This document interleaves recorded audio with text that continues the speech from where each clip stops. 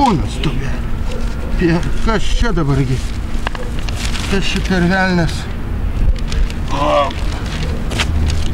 Ai, čia tas kelias. Ai, Vasario 16 gatve pamačiau moterį išsiėmus stūminčią kūdikio vežimėlį. Ai, a miesto gaspadinė, seniūnė Zita Pečiulienė sako, taigi tik tai 20 metais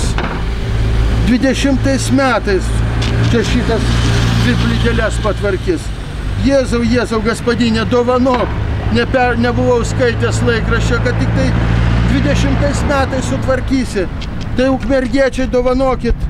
Gerai skaitykit laikraštį, ten viskas parašyta. Šitą jo valėlį tik po 4 metų tik sutvarkys.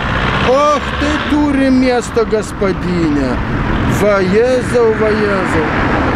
Ja, kam investuoti pinigus, jei vėliau viskas bus daroma iš naujo.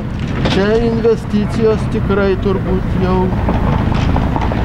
Nu, pagal mūsų plovimo variantus, tai jau keliasdešimt tūkstančių turbūt kainuos tų 3 ar 4 plytelių padėjimas ir sutvarkymas. Jo, Jėzau, Jėzau, tokia gaspadinė. Jeigu tokia gaspadinė į namus, tai ir be galvos vyktume turbūt. Ne tik tai, kad kruvinais keliais. Nu, ukmergiečiai mum nedzin. Bet negi jau mes negalim priversti miesto valdžios, rajono valdžios šitokius niekniekius galų gale vieną kartą sustvarkyti. Gaspadinė, au, nežalok mūsų!